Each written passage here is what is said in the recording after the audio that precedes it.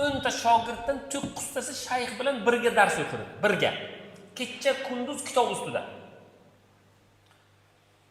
Alloh taoloning fazli ila 10-shogird o'sha zamonlarda endi choy damlaydi, tahoratga suv istadi, hojatxonalarni yuvadi, taraydi, kesaklarni maydalab qo'yadi, chiroyli xizmatda bardavom.